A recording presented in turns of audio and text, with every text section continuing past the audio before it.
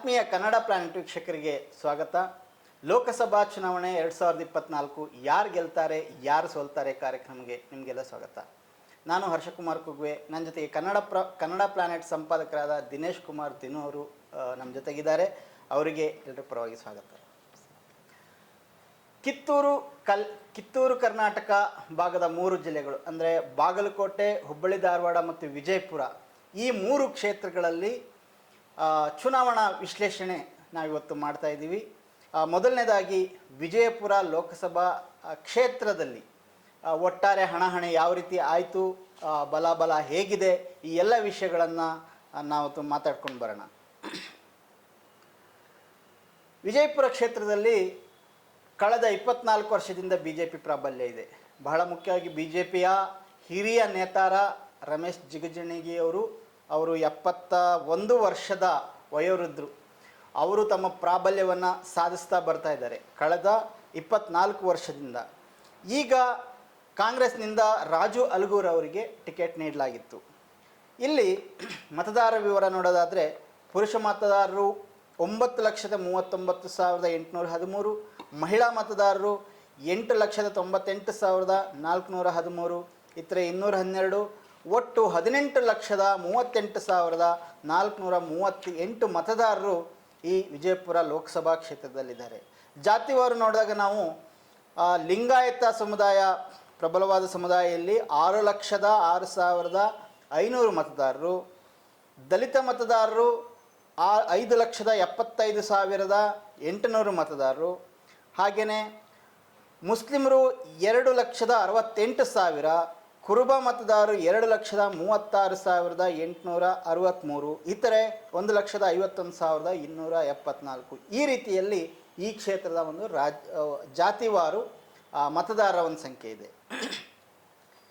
ಹಾಲಿ ಇರುವ ವಿಧಾನಸಭಾ ಕ್ಷೇತ್ರಗಳಲ್ಲಿ ಯಾರ್ಯಾರ ಪ್ರಾಬಲ್ಯ ಅಥವಾ ಯಾರ್ಯಾರು ಈಗ ಹಾಲಿ ಇದ್ದಾರೆ ಅಂತ ನೋಡಿದಾಗ, ವಿಜಯಪುರ ನಗರದಲ್ಲಿ ಬಿ ಜೆ ಪಿ ಇದೆ, ನಾಗಠಾಣದಲ್ಲಿ ಕಾಂಗ್ರೆಸ್, ಬಸವನ ಬಾಗೇವಾಡಿ ಕಾಂಗ್ರೆಸ್, ಬಬಲೇಶ್ವರ ಕಾಂಗ್ರೆಸ್, ಮುದ್ದೇಬಿಹಾಳ ಕಾಂಗ್ರೆಸ್, ಇಂಡಿ ಕಾಂಗ್ರೆಸ್, ಸಿಂದಗಿ ಕಾಂಗ್ರೆಸ್, ದೇವರ ಹಿಪ್ಪರಗಿ JDS. ಸೊ ಹಿಂಗೆ ನೋಡಿದಾಗ ದೇವರ ಹಿಪ್ಪರಗಿ ಮತ್ತು ವಿಜಯಪುರ ಇವೆರಡನ್ನು ಹೊರತುಪಡಿಸಿ ಪ್ರಮುಖವಾಗಿ ಕಾಂಗ್ರೆಸ್ ಕಳೆದ ಚುನಾವಣೆಯಲ್ಲಿ, ವಿಧಾನಸಭಾ ಚುನಾವಣೆಯಲ್ಲಿ ಕಾಂಗ್ರೆಸ್ ತನ್ನ ಪ್ರಾಬಲ್ಯವನ್ನು ಸಾಧಿಸಿದೆ. ಲೋಕಸಭಾ ಕ್ಷೇತ್ರದಲ್ಲಿ ಅಂದರೆ ಈಗ ಲೋಕಸಭಾ ಚುನಾವಣೆ ಸಂದರ್ಭದಲ್ಲಿ ಯಾವ ರೀತಿಯ ಒಂದು ಪರಿಣಾಮ ಆಗಲಿದೆ ಅನ್ನೋದನ್ನು ನಾವು ನಮ್ಮ ದಿನೇಶ್ ಸರ್ ಅವರ ಒಂದು ವಿಶ್ಲೇಷಣೆಯಲ್ಲಿ ಕೇಳೋಣ. ಅಕ್ಷ, ನೀವು ಹೇಳಿದಾಗೆ ಇಲ್ಲಿ ಒಂದು ರೀತಿ 24 ವರ್ಷದಿಂದ ಸತತವಾಗಿ ಇಲ್ಲಿ BJP ಅಧಿಕಾರದಲ್ಲಿದೆ. ಅದು ಅವರಿಗೆ ದೊಡ್ಡ ಪ್ಲಸ್ ಪಾಯಿಂಟು. ಈ ಬಾರಿ ಇಲ್ಲಿ ಕಾಂಗ್ರೆಸ್ ವಿಧಾನಸಭೆಯಲ್ಲಿ ಬಹಳ ದೊಡ್ಡ ಗೆಲುವನ್ನು ಸಾಧಿಸಿದೆ. ಅದು ಕಾಂಗ್ರೆಸ್ ಇರುವಂಥ ಒಂದು ಪ್ರಾಬಲ್ಯ. ಈ ಎರಡರ ನಡುವೆ ಯಾರು ಗೆಲ್ತಾರೆ ಅನ್ನೋದು ಭಾಳ ಇಂಪಾರ್ಟೆಂಟ್ ಆಗುತ್ತೆ. ಎರಡೂ ಕೂಡ ಭಾಳ ಮುಖ್ಯವಾದ ವಿಷಯಗಳನ್ನೇ ಆಗಿದೆ. ಮೊದಲನೇದಾಗಿ ಇಲ್ಲಿ ಈ ವಿಜಯಪುರ ಕಾನ್ಸ್ಟಿಟ್ಯೂನ್ಸಿಲಿ ರಮೇಶ್ ಜಿಗಜಿಣಗಿ ಸತತವಾಗಿ ಗೆದ್ಕೊಂಡು ಬರ್ತಾ ಇದ್ದಾರೆ. ಒಂಥರ ಪುಣ್ಯಕೋಟಿ ಇದ್ದಂಗೆ. ಅವರು ಯಾವುದೋ ವಿವಾದಗಳಿಗೆ ಸಿಗಾಕೊಳ್ಳಲ್ಲ. ಕರೆಕ್ಟ್. ಹಿಂದೆ ಬಂದರೆ ಹಾಯಬೇಡಿ, ಮುಂದೆ ಬಂದರೆ ಒದೆಯಬೇಡಿ ಅಂತ. ಇದರಿಂದ ಕ್ಷೇತ್ರಕ್ಕೆ ಏನಾದ್ರು ಲಾಭ ಆಗಿದೆಯಾ ಅಂತಂದರೆ ಇಲ್ಲ. ಬಹಳ ಅಸಮಾಧಾನಗಳು ಇದೆ. ಅಂದರೆ ಏನೂ ಮಾಡಲಿಲ್ಲ, ಸಂಸದರಾಗಿ ಸುಮ್ಮನೆ ನಾಮಕಾವಸ್ಥೆ. ಹಾಗಾಗಿದ್ರು ಕೂಡ ಅವರು ಸತತವಾಗಿ ಯಾಕೆ ಗೆಲ್ತಾ ಬಂದ್ಬಿಟ್ರು ಅಂತಂದರೆ, ಅಲ್ಲಿ ವಿಜಯಪುರ ಜಿಲ್ಲೆಯಲ್ಲಿ ಸ್ವಲ್ಪ ಹಿಂದುತ್ವ ಮತ್ತು ಮೋದಿ ಪ್ರಭಾವಗಳು ಜಾಸ್ತಿನೇ. ಆ ಕಾರಣಕ್ಕಾಗಿ ಅವರು ಆರಾಮಾಗಿ ಗೆದ್ಕೊಂಡು ಬರ್ತಾಯಿದ್ರು. ರಿಸರ್ವ್ ಕಾನ್ಸ್ಟಿಟ್ಯೂನ್ಸಿ ಇದು, ಅಂದರೆ SC ಮೀಸಲು ಕ್ಷೇತ್ರ ಆಗಿರೋದ್ರಿಂದ. ಇಲ್ಲಿ ಒಂಥರ ಪ್ರತಿ ಚುನಾವಣೆ ಸಂದರ್ಭದಲ್ಲೂ ಮೇಲ್ಜಾತಿಗಳಲ್ಲಿ, ವಿಶೇಷವಾಗಿ ಲಿಂಗಾಯತರ ಪ್ರಾಬಲ್ಯ ಜಾಸ್ತಿ ಇರುವಂಥದ್ದು. ಅವರಲ್ಲಿ ಒಂದು ರೀತಿಯಾದ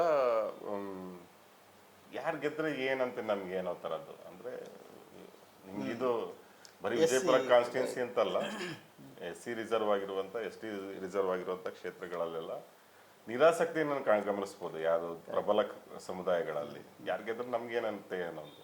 ಮತ್ತು ಇನ್ನೂ ಒಂದೇನು ಅಂದರೆ, ಅದ್ರಲ್ಲಿ ನಿಂತಿರೋರಲ್ಲಿ ಯಾರು ಟಚಬಲ್ಸ್ ಇರ್ತಾರೆ ಅವ್ರಿಗೆ ವೋಟ್ ಮಾಡೋದು, ಈ ಥರದ್ದೆಲ್ಲ ಮೇಲ್ಜಾತಿಗಳು ವರ್ಕ್ ಆಗುತ್ತೆ. ಸೊ ಇಲ್ಲಿ ಭಾಳ ಮುಖ್ಯವಾಗಿ ರಮೇಶ್ ಜಿಗಜಿಣಗಿಯವರು ಎಡಗೈ ಸಮುದಾಯವನ್ನು ಪ್ರತಿನಿಧಿಸ್ತಾರೆ. ಅವರು ಆ ಸಮುದಾಯದಿಂದ ಬಂದವರು. ಕಾಂಗ್ರೆಸ್ ಪಕ್ಷ ಈ ಬಾರಿ ಏನು ಮಾಡಿದ್ರು, ರಾಜು ಅಲ್ಗೂರ್ ಅವರಿಗೆ ಟಿಕೆಟ್ ಕೊಟ್ಟಿದ್ದಾರೆ. ರಾಜು ಅಲ್ಗೂರ್ ಅವರು ಬಲಗೈ ಸಮುದಾಯದವರು. ಕ್ಷೇತ್ರದಲ್ಲಿ ಎಡಗೈ ಸಮುದಾಯದ ಸಂಖ್ಯೆ ಜಾಸ್ತಿ ಇದ್ರೂ ಕೂಡ ಇವರು ರಾಜು ಅಲ್ಗೂರ್ ಅವ್ರನ್ನ ನಿಲ್ಲಿಸಿದ್ದಾರೆ. ಯಾಕಂದ್ರೆ ರಾಜು ಅಲ್ಗೂರ್ಗೆ ಒಂದು ರಾಜಕೀಯ ಹಿನ್ನೆಲೆ ಇದೆ, ಮತ್ತೆ ಆ ಕ್ಷೇತ್ರದಲ್ಲಿ ಸ್ವಲ್ಪ ಅವರಿಗೆ ಹೆಸರು ಕೂಡ ಇದೆ ಅಂತ. ನಾಗಠಾಣ ಏನಿದೆ ಅದು S C reserve assembly constituency, ಅಲ್ಲಿ 2 ಬಾರಿ MLA ಆಗಿದ್ದವರು ರಾಜು ಅಲ್ಗೂರ್ ಅವರು. ಸೊ ಮತ್ತೆ ಅವರು ವಿದ್ಯಾವಂತರು, ಚೆನ್ನಾಗಿ ಓದ್ಕೊಂಡಿರೋರು, ಕಾಲೇಜಲ್ಲಿ ಪ್ರೊಫೆಸರ್ ಆಗಿದ್ದವರು, ಅವರು ಬಂದು ಈ ಬಾರಿ ನಿಂತಿದ್ದಾರೆ. ಈ ಚುನಾವಣೆ ಮತ್ತೆ ರಮೇಶ್ ಜಿಗಜಿಣಿ ಅವರಿಗೆ ತುಂಬಾ ಸುಲಭದ ತುತ್ತ ಅಂತ ನೀವು ಪ್ರಶ್ನೆ ಕೇಳೋದಾದ್ರೆ ಖಂಡಿತ ಇಲ್ಲ. ಆ ಥರದ ವಾತಾವರಣ ಇಲ್ಲ.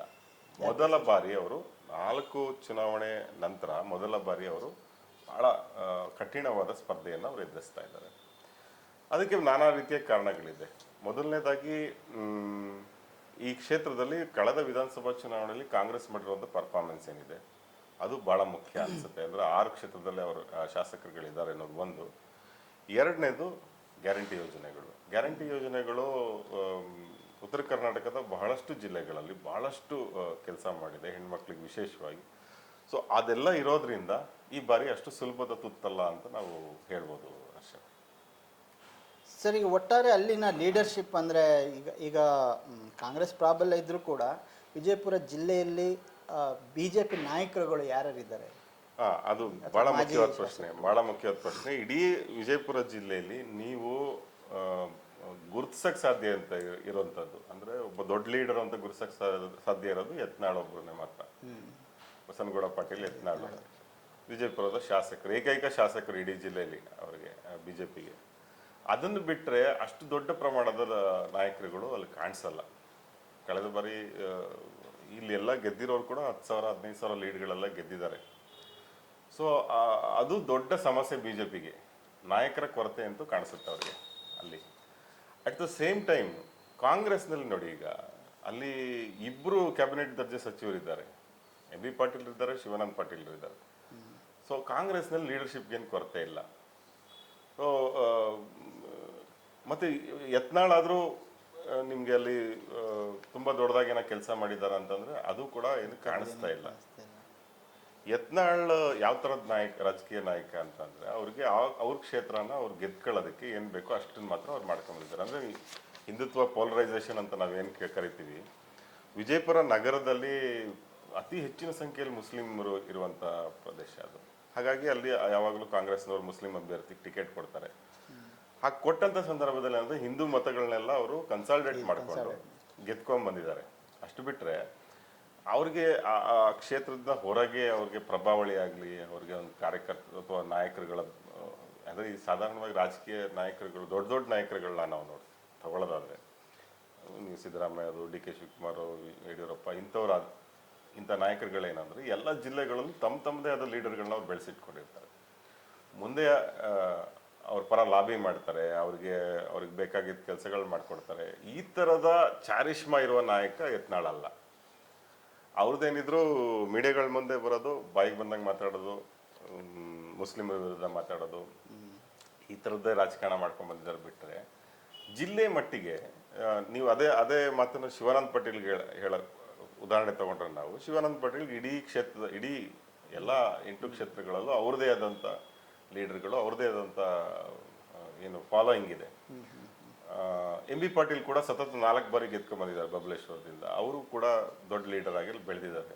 ಹೆಚ್ಚು ಕಡಿಮೆ ಕಾಂಗ್ರೆಸ್ನಲ್ಲಿ ಯಾರಾದರೂ ಲಿಂಗಾಯತ ಸಮುದಾಯದಿಂದ ಕಾಂಗ್ರೆಸ್ ಅಭ್ಯರ್ಥಿ ಮುಂದಿನ ದಿನಗಳಲ್ಲಿ ಯಾರಾದರೂ ಅಂತಾದರೆ MB ಪಾಟೀಲ್ ಮುಂಚೂಣಿಯಲ್ಲಿ ಇರುತ್ತೆ. ಸೊ ಈ ಥರದ ಲೀಡರ್ಶಿಪ್ಪನ್ನು ಇಲ್ಲಿ ಯತ್ನಾಳ್ ಅಂತ ಕಾಣ ಸಾಧ್ಯ ಇಲ್ಲ.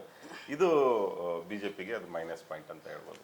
ಸರ್, ಈ ಸರಿ ಈ ಕ್ಷೇತ್ರದಲ್ಲಿ ಪ್ರಬಲವಾದಂತಹ ಏನು ಸಮುದಾಯ ಇದೆ, ಲಿಂಗಾಯತ ಸಮುದಾಯ, ಇದು ಇನ್ನೇನು ಥರ ನಿರಾಸಕ್ತಿ ತೋರಿಸಿದ್ಯಾ ಅಥವಾ ಏನಾದರೂ ಸ್ವಲ್ಪ ಸಕ್ರಿಯವಾಗಿ ಭಾಗವಹಿಸಿದೆ? ಲಿಂಗಾಯತ ಸಮುದಾಯ ಅಂದರೆ ಲಿಂಗಾಯತ ಸಮುದಾಯದ ಬಹುಪಾಲು ಮತಗಳು ಹಿಂದಿನ ಚುನಾವಣೆಗಳಲ್ಲಿ BJP ಹೋಗ್ತಾ ಇತ್ತು. ಕಳೆದ ವಿಧಾನಸಭೆ ಚುನಾವಣೆಯಲ್ಲಿ ಬದಲಾವಣೆ ಆಯಿತು. ಯಾಕೆಂದರೆ ಅವರ ಲೀಡರ್ಗಳೇ ಎಲೆಕ್ಷನ್ ನಿಂತ್ಕೊಂಡಾಗ ಅವರು ಪಾರ್ಟಿನೂ ನೋಡದಲ್ಲೇ ವೋಟ್ ಮಾಡೋಂಥದ್ದು ಇರುತ್ತೆ. ಮತ್ತು ಈ ಬಾರಿನೂ ಕೂಡ ಲಿಂಗಾಯತರು ಇಲ್ಲಿ ಮಾಡ್ತಾರಾ ಅಂತ ನಾವು ಯೋಚನೆ ಮಾಡಬೇಕಾಗತ್ತೆ. ಇಲ್ಲಿ ಕೂಡ ಗಾಣಿಗ ಮತದಾರರು ಇದ್ದಾರೆ, ಗಾಣಿಗ ಸಮುದಾಯದವರು. ಗಾಣಿಗ ಅಂದರೆ ಅದು ಲಿಂಗಾಯತ ಸಮುದಾಯದ ಭಾಗನೇ. ಆದ್ರೆ ಏನಂದ್ರೆ ಮೋದಿ ತೇಲಿ ಅನ್ನುವಂಥ ಸಮುದಾಯ ಇಲ್ಲಿ ಅದು ಗುಜರಾತ್ನಲ್ಲಿ ಆ ಸಮುದಾಯದಿಂದ ಬಂದವರು. ಸೊ ಹಾಗಾಗಿ ಅವ್ರು ರಿಲೇಟ್ ಮಾಡ್ಕೊಂತಾರೆ ಮೋದಿ ಜೊತೆ. ಹೌದು, ಕರ್ನಾಟಕದವರು ಆ ಸಮುದಾಯದವರು ರಿಲೇಟ್ ಮಾಡ್ಕೊತಾರೆ. ಆ ಥರದ್ದು ಏನಾದ್ರು ಆಗುತ್ತಾ ಅಂತ ನಾವು ನೋಡ್ಬೇಕಾಗತ್ತೆ. ಒಟ್ಟಾರೆ ಮೋದಿ ಎಫೆಕ್ಟ್ ಏನಾದ್ರು ಇದೆಯಾ ಸರಿ? ಮೋದಿ ಎಫೆಕ್ಟು ಈ ಜಿಲ್ಲೆಗಳಲ್ಲಿ ಅಂದ್ರೆ ಬಾಗಲಕೋಟೆ, ಮತ್ತೆ ವಿಜಯಪುರ ಈ ಥರದ ಕ್ಷೇತ್ರಗಳಲ್ಲಿ ಖಂಡಿತವಾಗ್ಲೂ ಇದೆ, ಇಲ್ಲ ಅಂತ ಹೇಳಕ್ ಬರಲ್ಲ. ಅದು ಯಾಕೆಂದ್ರೆ ಹಿಂದುತ್ವದ ಪ್ರಯೋಗಗಳು ಜಾಸ್ತಿ ನಡೆದಿರುವಂಥ ಜಿಲ್ಲೆಗಳಿಲ್ಲಿ. ವಿಶೇಷವಾಗಿ ನೀವು ಅದನ್ನು ನಗರಗಳಲ್ಲಿ ಕಾಣ್ಬೋದು. ಎಲ್ಲ ನಗರಗಳಲ್ಲೂ ಆ ಥರದ್ದು ಮೋದಿ ಅಥವಾ ಹಿಂದುತ್ವಕ್ಕಾಗಿ ವೋಟ್ ಮಾಡುವಂಥ ಜನ ಕಾಣ್ಬೋದು. ಗ್ರಾಮೀಣ ಭಾಗದಲ್ಲಿ ಬರೀ ಆ ಥರ ಇಲ್ಲ. ಗ್ರಾಮೀಣ ಭಾಗದಲ್ಲಿ ಬಹಳಷ್ಟು ವಿಶೇಷವಾಗಿ ಗ್ಯಾರಂಟಿಗಳು ಕೈ ಹಿಡಿದಿರೋದ್ರಿಂದ ಕಾಂಗ್ರೆಸ್ಗೆ ಅಲ್ಲಿ ಸ್ವಲ್ಪ ಬದಲಾವಣೆಯನ್ನು ನಾವು ಕಾಣ್ಬೋದಾಗತ್ತೆ. ಸರ್, ಒಟ್ಟಾರೆ ನಾವು ಈಗ ವಿಧಾನಸಭಾ ಕ್ಷೇತ್ರವಾರು ನೋಡಿದಾಗ ಯಾವ ಕ್ಷೇತ್ರದಲ್ಲಿ ಯಾರ ಪ್ರಾಬಲ್ಯ ಅಂದರೆ ಲೀಡು ಯಾರಿಗೆ ಸಿಗ್ಬೋದು ಅಂತ ನನಗನ್ಸುತ್ತೆ.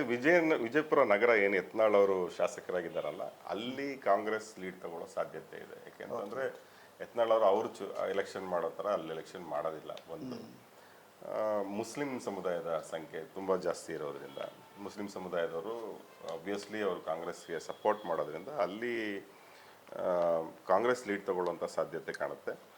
ನಾಗಠಾಣದಲ್ಲಿ ಅಲ್ಲಿ ಅದು ಬಿ ಜೆ ಪಿ ಅಭ್ಯರ್ಥಿ ಏನಿದ್ದಾರೆ, ನಮ್ಮ ಜಿಗಜಿಣಗಿ ಇದ್ದಾರೆ, ಅವರ ಸ್ವಕ್ಷೇತ್ರ ಆಗಿರೋದ್ರಿಂದ ಅವರು ಅಲ್ಲಿ ಸ್ವಲ್ಪ ಲೀಡ್ ತಗೊಳ್ಳೋ ಸಾಧ್ಯತೆ ಇದೆ. ಅಲ್ಲಿ ವಿಠಲ್ ಅವರು ಕಾಂಗ್ರೆಸ್ನಿಂದ ಶಾಸಕರಾಗಿದ್ದರೂ ಕೂಡ ಅಲ್ಲಿ ಅವ್ರಿಗೆ ತಗೊಳ್ಳೋ ಸಾಧ್ಯತೆ ಇದೆ.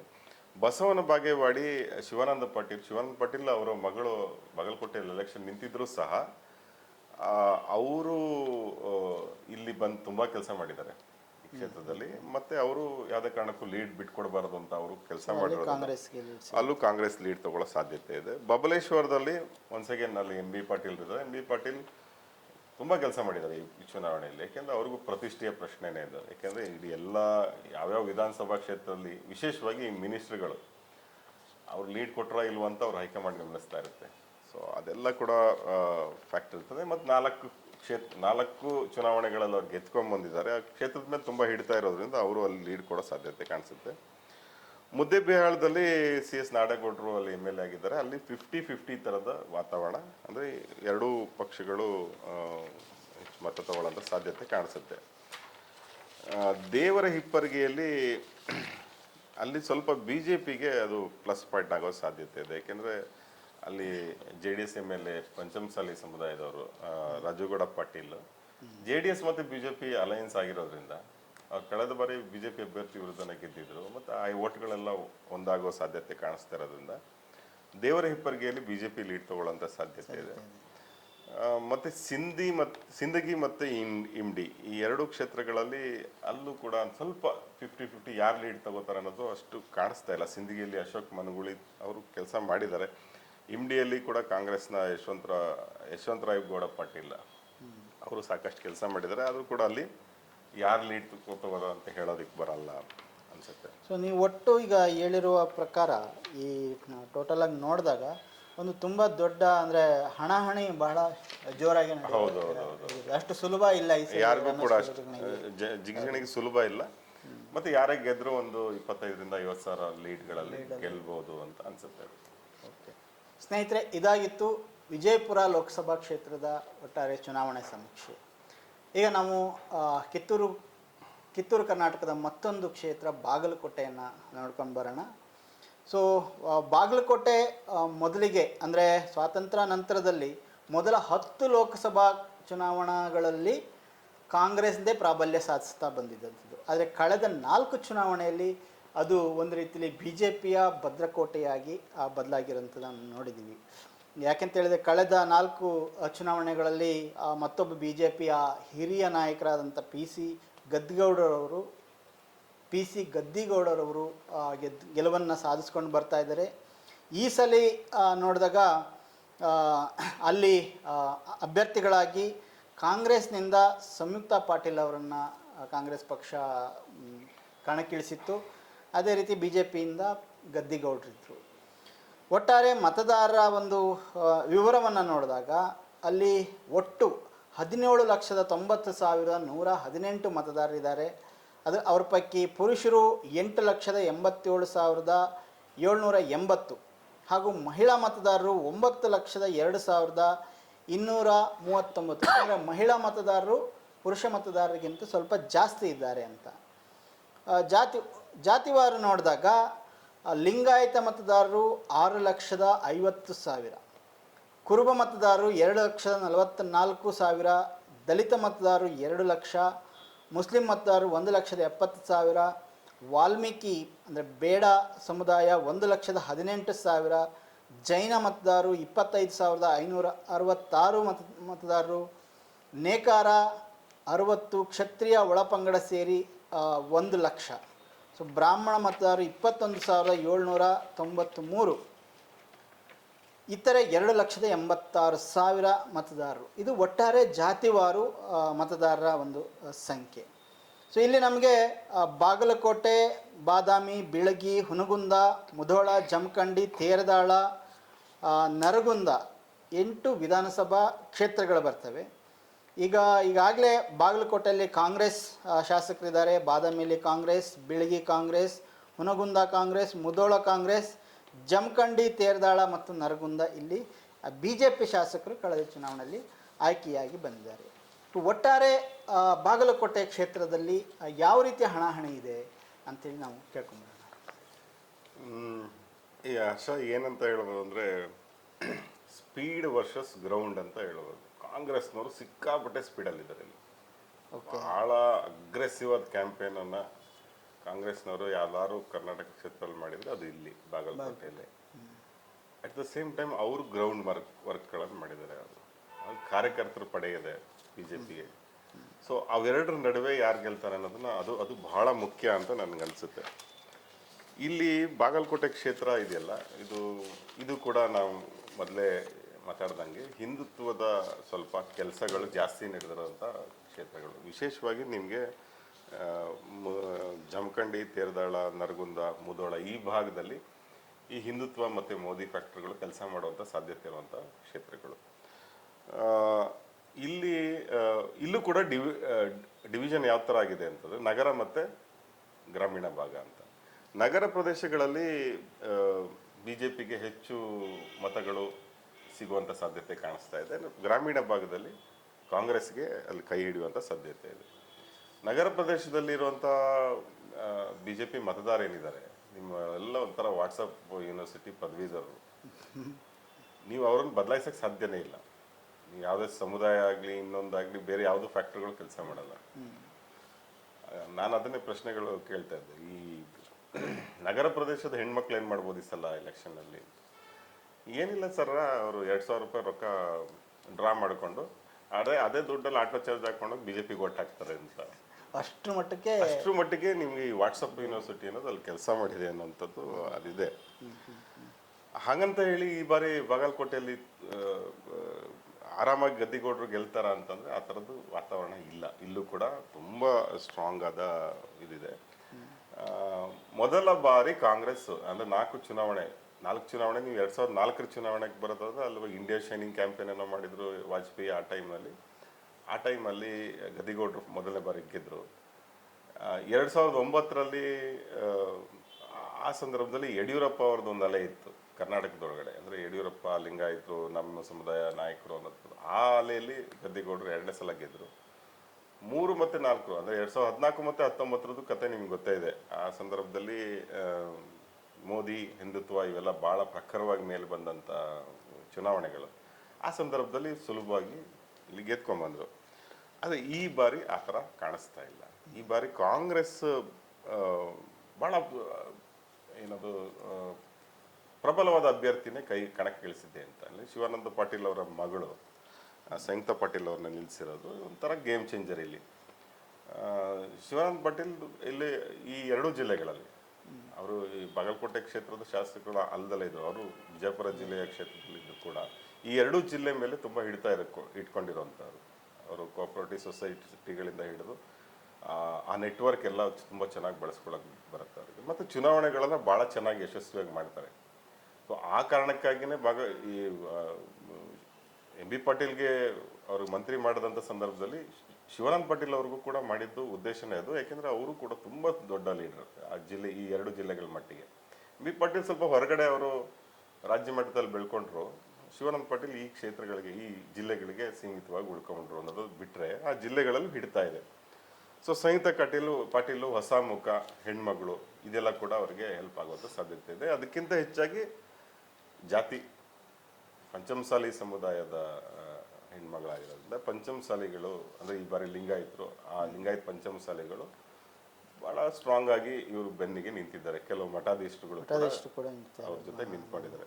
ಬಸವ ಮೃತ್ಯುಂಜಯ ಸ್ವಾಮೀಜಿ ಅವರಿಂದ ಹಿಡಿದು ಅದು ಇದೆ.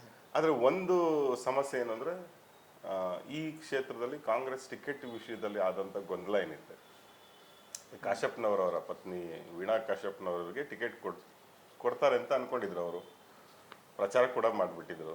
ಆದರೆ ಕೊನೆ ಕ್ಷಣದಲ್ಲಿ ಅವ್ರಿಗೆ ಟಿಕೆಟ್ ಸಿಗಲಿಲ್ಲ. ಅವರು ಬಂಡಾಯ ಎದ್ರು, ಪಕ್ಷೇತರ ಅಭ್ಯರ್ಥಿಗೆ ಸ್ಪರ್ಧೆ ಮಾಡ್ತಾರೆ ಅನ್ನೋಂಥ ಸುದ್ದಿಗಳಿದ್ದು. ನಂತರ ಅವರು ಅದನ್ನು ಮಾಡಲಿಲ್ಲ. ಯಾಕಂದರೆ ಕಾಶ್ಯಪ್ನವರು ಭಾಳ ಪ್ರಬಲವಾದ ಕಾಂಗ್ರೆಸ್ ನಾಯಕ ಕೂಡ. ಸೊ ಹಾಗಾಗಿ ಇಲ್ಲಿ ಅದು ಸ್ವಲ್ಪ ಎಫೆಕ್ಟ್ ಹೊಡೀತು ಅವ್ರಿಗೆ. ಯಾಕಂದರೆ ಅವ್ರದ್ದೇ ಆದ ಒಂದು ಫಾಲೋಯಿಂಗ್ ಇತ್ತು. ವೀಣಾ ಕಾಶ್ಯಪ್ನವ್ರು ಕೂಡ ಭಾಳ ಪ್ರಬಲವಾಗಿ ಬೆಳೀತಿರುವಂಥ ನಾಯಕಿ, ಅವರ ಗಂಡನ ಹಾಗೆ. ಸೊ ಅದು ಸ್ವಲ್ಪ ಎಫೆಕ್ಟ್ ಆಗಿರುವಂಥ ಸಾಧ್ಯತೆ ಇದೆ. ಅದು ಬಿಟ್ಟರೆ ಪಂಚಮಸಾಲಿಗಳು ಸರ್, ಈಗ ಗದ್ದಿಗೌಡರು ಏನಿದ್ದಾರೆ, ಅವರ ಸ್ವಭಾವ ಅಥವಾ ಹಿಂದೆ ಅವರ ಪರ್ಫಾರ್ಮೆನ್ಸ್ ಯಾವ ಥರ ಇದೆ? ಅದು ಗದ್ದಿಗೌಡರು ಕೂಡ ಸೇಮ್ ಅದೇನೆ. ನೀವು ಎಲ್ಲ ಪುಣ್ಯಕೋಟಿಗಳು ಇವರು, ಯಾವುದೇ ವಿವಾದ ಎಲ್ಲ ಏನೂ ಇಲ್ಲ. ಈ ಬಾರಿ ಮತ್ತೆ ಅವ್ರಿಗೆ ಟಿಕೆಟ್ ಕೊಡಬಾರ್ದು ಅಂತ ಭಾಳ ಇತ್ತು ಬಿಜೆಪಿಲಿ. ಯಾಕೆಂದ್ರೆ ಏನು ಕೆಲಸ ಮಾಡಿಲ್ಲ ಅಂತ. ಇದೇ ಗದ್ದಿಗೌಡರು 2004ರಲ್ಲಿ ಚುನಾವಣೆಯಲ್ಲಿ ಗೆದ್ದಂಥ ಸಂದರ್ಭದಲ್ಲಿ ಮುಳುಗಡೆ ಸಮಸ್ಯೆ ಇತ್ತು. ಆ ಸಂದರ್ಭದಲ್ಲಿ ಬಿಜೆಪಿ ಬಹಳ ಪ್ರಬಲವಾಗಿ, ಅವಾಗ ಹಿಂದುತ್ವ ನೋಡ್ತಾ ಇರಲಿಲ್ಲ ಅವರು. ಆವಾಗ ಬೇರೆ ಬೇರೆ ಅಭಿವೃದ್ಧಿ ವಿಷಯಗಳನ್ನ ಇಟ್ಕೊಂಡು ಬರ್ತಾ ಇದ್ರು. ಆವಾಗ ಜನರ ಪರವಾಗಿ ನಿಂತ್ಕೊಂಡಿತ್ತು ಬಿಜೆಪಿ. ಇಲ್ಲಿ ಜನರ ಪರವಾಗಿ ನಿಂತು ಹೋರಾಟ ಮಾಡಿದ್ರಿಂದಾನೇ ಅವ್ರು ಗೆದ್ದಿದ್ದು. ಆದರೆ ಅದಾದ ನಂತರ ಆ ಸಮಸ್ಯೆಗಳಿನ್ನೂ ಬಗೆಹರಿದಿಲ್ಲ. ಬಾಗಲಕೋಟೆ ಜಿಲ್ಲೆಯಲ್ಲಿ ಒಂದು ಸೂಪರ್ ಸ್ಪೆಷಾಲಿಟಿ ಹಾಸ್ಪಿಟ್ಲ್ ಬೇಕು ಅಂತ ಜನ ಪ್ರತಿಭಟನೆ ಮಾಡ್ತಾನೆ ಇದ್ದಾರೆ. ಅದು ಮಂಜೂರಾದರೂ ಕೂಡ ಅದಕ್ಕೆ ಹಣ ಸಿಗ್ತಾ ಇಲ್ಲ. ಸೊ ಈ ತುಂಬ ಶಾಪಗ್ರಸ್ತ ಜಿಲ್ಲೆ ಅಂತ ಹೇಳ್ಬೇಕು ನಾನು ಬಾಗಲಕೋಟೆ ಜಿಲ್ಲೆನ. ಯಾಕೆಂದರೆ ಕೇಳೋರು ಹೇಳೋರು ಯಾವ ಥರ ನಂಗೆ ಏನೂ ಇಲ್ಲ. ಚುನಾವಣೆಗಳು ಬಂದ ಸಂದರ್ಭದಲ್ಲಿ ಚುನಾವಣೆಗಳನ್ನು ಯಾವ ಥರ ಗೆಲ್ಲಬೇಕು ಅದೆಲ್ಲ ಚೆನ್ನಾಗಿ ರಾಜಕಾರಣಿಗಳ ಜೊತೆ ಗೆದ್ಕೊಂಡ್ಬಿಡ್ತಾರೆ. ಅವ್ರ ಜಾತಿನೋ, ಧರ್ಮನೋ, ಹಿಂದುತ್ವನೋ, ಇನ್ನೊಂದು ಮಣ್ಣು ಮಸಿ ಬಳಸ್ಕೊಂಡು ಗೆದ್ದುಬಿಡ್ತಾರೆ. ಜನಗಳನ್ನು ಮರೆತು ಬಿಡ್ತಾರೆ. ಜನಗಳ ಸಮಸ್ಯೆ ಹಿನ್ನೆಲೆಗೆ ಸರಿದು ಬಿಡುತ್ತೆ. ಸೊ ಗದ್ದಿಗೌಡರ ವಿಷಯದಲ್ಲೂ ಅದೇನೆ. ಅವರು 4 ಚುನಾವಣೆಯಲ್ಲಿ ಗೆದ್ರು, ಏನು ಕೆಲಸ ಮಾಡಿದ್ರು ಅಂತ ಕೇಳಿದ್ರೆ ಅವ್ರಿಗೂ ಕೂಡ ಉತ್ತರ ಕೊಡೋಕ್ಕೆ ಅವ್ರ ಕೆಲಸ ಕಷ್ಟ ಆಗುತ್ತೆ. ಸೊ ಅಲ್ಲ, ಹಿಂದಿನ 2 ಚುನಾವಣೆಯಲ್ಲಿ ಕೆಲಸ ಮಾಡದೇ ಇದ್ರು ಜನ ಓಟ್ ಹಾಕ್ತಾ ಇದ್ರು ಬಿಜೆಪಿಗೆ, ಆ ಸ್ಥಿತಿ. ಬಟ್ ಈ ಸರಿ ಹಂಗಿದ್ಯಾ? ಈ ಸಲ ಆ ಥರ ಇಲ್ಲ. ಈ ಸಲ ನಾನು ಬರೀ ವಿಜಯಪುರ ಅಥವಾ ಬಾಗಲಕೋಟೆ ಅಂತಲ್ಲ, ಈ ಕರ್ನಾಟಕದ ಯಾವುದೇ ಕ್ಷೇತ್ರಕ್ಕೆ ಹೋದ್ರು ಚುನಾವಣೆಗಳು ಲೋಕಲೈಸ್ ಆಗಿಬಿಟ್ಟಿದೆ. ಕರೆಕ್ಟ್. ಭಾಳ ವಿಶೇಷ ಅದು ಯಾವಾಗಲೂ ಅಂದ್ರೆ ರಾಷ್ಟ್ರ, ದೇಶ, ಅದು ಆ ಥರ ಲೆಕ್ಕ ಹಾಕ್ಕೊಂಡು ವೋಟ್ ಮಾಡ್ತಾ ಇದ್ರು. ಈ ಸಲ ಜನ ರಸ್ತೆ ಇಲ್ಲ ಅಂತ ಕೇಳ್ತಾರೆ, ಕುಡಿಯೋ ನೀರಿಲ್ಲ ಅಂತ ಕೇಳ್ತಾರೆ. ಆ್ಯಕ್ಚುಲಿ ಈಗ ರಸ್ತೆ, ಕುಡಿಯೋ ನೀರು ಈ ಥರ ಅಂದ್ರೆ ಸಣ್ಣ ಇದು ಒಬ್ಬ MLAದು ಹಂಗೆ ನೋಡಿದ್ರೆ. ಬಟ್ ಈ ಸರಿ MP ಗೂ ಅದೇ ಪ್ರಶ್ನೆಗಳನ್ನು ಕೇಳಿದ್ರು. ಕಾಂಗ್ರೆಸ್ನವರು ಬಹಳ ನಾಜೂಕಾಗಿ ಈ ಚುನಾವಣೆಯನ್ನು ಮಾಡಿದ್ದಾರೆ. ಅಂದರೆ ಮೊದಲನೇದಾಗಿ ಅವರು ಇಲ್ಲೇನು ವಿಧಾನಸಭೆ ಚುನಾವಣೆ ನಡೀತಾ ಇಲ್ಲ, ಆದ್ರೆ ಎಲ್ಲ ಕಡೆ ಸದ್ದು ಮಾಡ್ತಿರೋದು ಗ್ಯಾರಂಟಿ ಯೋಜನೆಗಳು. ಅದು ರಾಜ್ಯಕ್ಕೆ ಸಂಬಂಧಪಟ್ಟಿದ್ದು, ವಿಧಾನಸಭೆಗೆ ಆದರೆ ಆ ಗ್ಯಾರಂಟಿ ಯೋಜನೆಗಳನ್ನ ಹಂಗೆ ಮುನ್ನೆಲೆಗೆ ತರೋದ್ರಲ್ಲಿ ಕಾಂಗ್ರೆಸ್ನವರು ಯಶಸ್ವಿಯಾಗಿದ್ದಾರೆ ಅಂತ ಹೇಳ್ಬೋದು. ಅದಕ್ಕಿಂತ ಹೆಚ್ಚಾಗಿ ಜನಗಳೇ ಅದನ್ನ ಪ್ರಚಾರ ಮಾಡಿಬಿಟ್ರು. ಗ್ಯಾರಂಟಿಗಳನ್ನ ಜನಗಳು ತುಂಬ ಅದರಿಂದ ಅನುಕೂಲ ಪಡ್ಕೊಂಡಿದ್ದರಿಂದಾಗಿ, ವಿಶೇಷವಾಗಿ ನಿಮಗೆ ಗೃಹಲಕ್ಷ್ಮಿ ಯೋಜನೆ ಏನಿದೆ ಅದು ಗ್ರಾಮೀಣ ಭಾಗದಲ್ಲಿ, ಈ ಕಡೆ ಬರಪೀಡಿತ ಜಾಗಗಳೆಲ್ಲ ಜಾಸ್ತಿ, ಅಲ್ಲಿರುವಂಥ ಹೆಣ್ಮಕ್ಳಿಗೆ ಸ್ವಾವಲಂಬನೆಯನ್ನು ತಂದು ಕೊಟ್ಟಿದೆಯಲ್ಲ, ತುಂಬ ದೊಡ್ಡ ವಿಷಯ. ಅದು ಒಂದು ಸಾಮಾಜಿಕವಾದ ಒಂದು ಚಳವಳಿನೇ ಆದಂಗೆ ಆಗಿದೆ, ಒಂದು ಸಾಮಾಜಿಕವಾದ ಪಲ್ಲಟ ಆಗಿದೆ. ಅದು ಎಫೆಕ್ಟ್ ಖಂಡಿತ ಕಾಣಿಸುತ್ತೆ. ಒಂದು ಪಕ್ಷ, ನಾನು ಹೇಳೋದೇ, ಈ ಗ್ಯಾರಂಟಿಗಳ ಒಂದು ಬಲ ಇಲ್ದಲ್ಲಿದ್ದಿದ್ರೆ ಈ ಬಾರಿನೂ ಕೂಡ ಸಂಪೂರ್ಣ ಬಿಜೆಪಿಯವರು 28ಕ್ಕೆ 27, 26, 25 ಗೆದ್ಕೊಂಡು ಹೋಗ್ಬಿಡ್ತಾ ಇದ್ರು. ಆದರೆ ಈ ಬಾರಿ ಆ ಥರ ಕಾಣಿಸ್ತಾ ಇಲ್ಲ. ಸರಿ, ಇಲ್ಲಿ ಈಗ ಕ್ಷೇತ್ರದಲ್ಲಿ ಅಭ್ಯರ್ಥಿ ಆ ಜಿಲ್ಲೆಯವರು ಅಲ್ಲ ಅನ್ನೋ ಒಂದು ಏನಾದರೂ ಅದು ನೆಗೆಟಿವ್ ಆಗೋ ಸಾಧ್ಯತೆ ಇದೆಯಾ ಕಾಂಗ್ರೆಸ್ಸಿಗೆ ಅಂತ? ಆ, ನೀವು ಇದು ಅವಿಭಜಿತ ವಿಜಯಪುರ ಜಿಲ್ಲೆ ನೀವು ಲೆಕ್ಕಾಚಾರ ಹಾಕೊಟ್ರೆ ವಿಜಯಪುರ ಜಿಲ್ಲೆಯಲ್ಲೇ ಇತ್ತು ಬಾಗಲಕೋಟೆ ಎಲ್ಲ ಹಿಂದೆ. ಹೌದು. ಆ ಥರದ್ದೇನು ಅನ್ಸಲ್ಲ ಆ ಥರದ್ದು. ಆಮೇಲೆ ಇಲ್ಲಿ ತುಂಬಾ ಕೆಲಸ ಮಾಡಿದ್ವಿ, ಇಲ್ಲಿ ಎರಡೂ ಜಿಲ್ಲೆಗಳಲ್ಲಿ ಅವ್ರು ಹಿಡಿತಾ ಇದೆ. ಹಾಗಾಗಿ ಅದೇನಂತ ದೊಡ್ಡ ವಿಷಯ ಆಗುತ್ತೆ ಅಂತ ಅನ್ಸಲ್ಲ ನನಗೆ. ಸೊ ಒಟ್ಟಾರೆ ಕ್ಷೇತ್ರವಾರು ಲೀಡ್ ಯಾವ ರೀತಿ ಬರ್ಬೋದು ಸರ್ ಇಲ್ಲಿ? ನೋಡಿ ಇಲ್ಲಿ ಇಡೀ ಜಿಲ್ಲೆ ಇಡೀ ಕ್ಷೇತ್ರದಲ್ಲಿ ಒಂದು 6.5 ಲಕ್ಷದಷ್ಟು ಲಿಂಗಾಯತರಿದ್ದಾರೆ. ಲಿಂಗಾಯತರು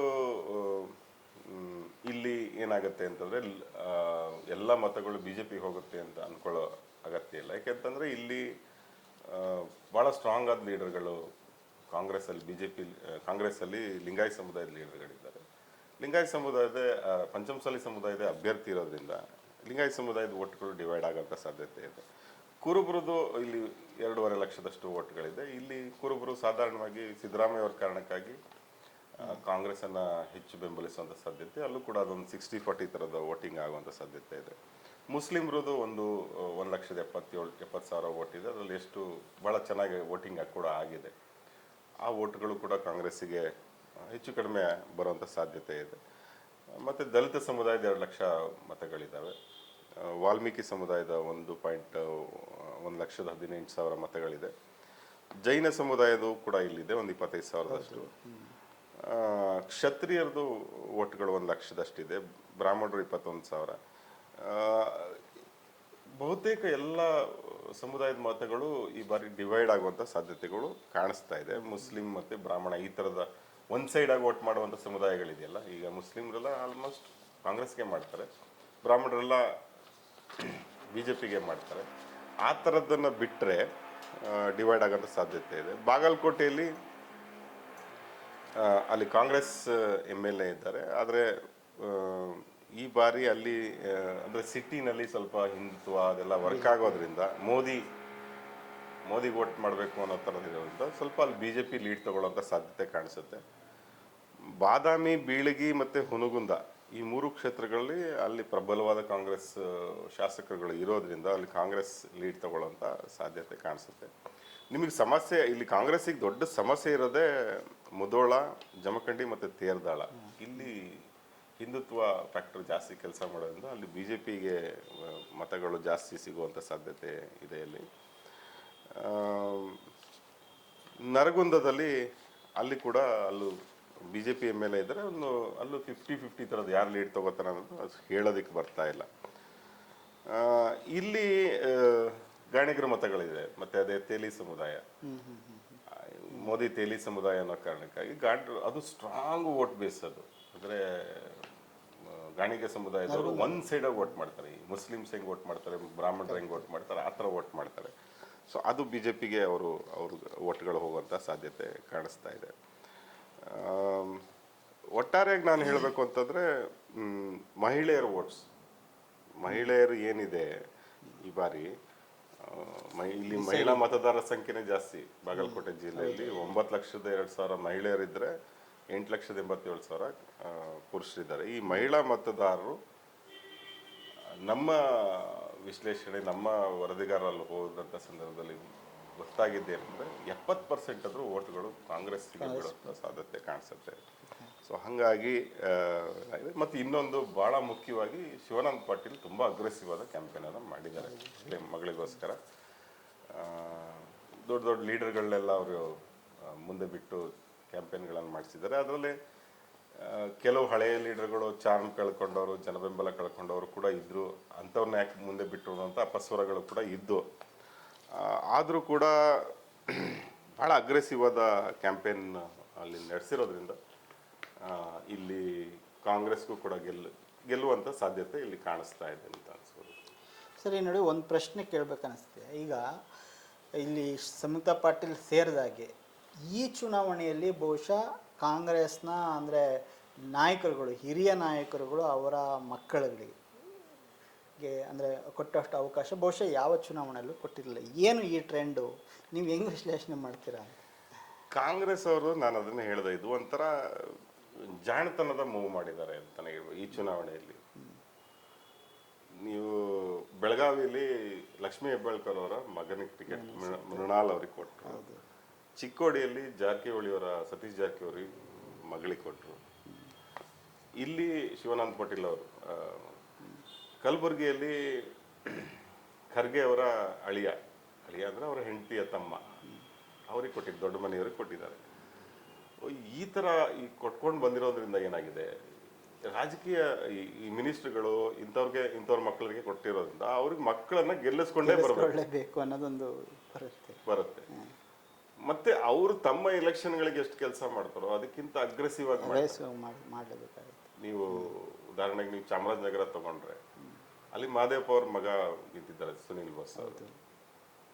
ಅವ್ರಿಗಲ್ಲಿ ಶತಾಯಗತಾಯ ಗೆಲ್ಲಿಸ್ಕೊಳ್ಳೇಬೇಕು. ಸೊ ಈ ಥರದ ಒಂದು ಅನಿವಾರ್ಯತೆ ಸೃಷ್ಟಿ ಮಾಡೋದು. ಜನ ಮಾತಾಡ್ತಾರೆ ವಂಶ ಪರ ರಾಜಕಾರಣ, ಬೇರೆ ಲೀಡರ್ಗಳಿಲ್ವಾ, ಎಲ್ಲ ಸಹಜನೇ. ಆದರೆ ಯಾವ ಪಕ್ಷ ಮಾಡ್ತಾ ಇಲ್ಲ ಅದನ್ನ, ಎಲ್ಲ ಪಕ್ಷದವರು ಮಾಡ್ತಿದ್ದಾರೆ. ನಾವು ಎಲ್ಲ ಪಕ್ಷದಲ್ಲೂ ನಡೀತಿರುವಂಥ ವಂಶ ಪಾರಂಪರ ರಾಜಕಾರಣನ ನಾವು ವಿರೋಧ ಮಾಡ್ತೀವಿ, ಯಾವತ್ತಿಗೂ ವಿರೋಧ ಮಾಡ್ತೀವಿ. ಆದರೆ ಇಲ್ಲಿ ರಾಜಕೀಯ ವಾಸ್ತವಗಳು ಬೇರೆನೇ ಇರ್ತವೆ. ಈಗ JDSಗೆ BJP ಅವ್ರು ಕೊಟ್ಟಿದ್ದು 3 ಸೀಟು ಅಲ್ವಾ?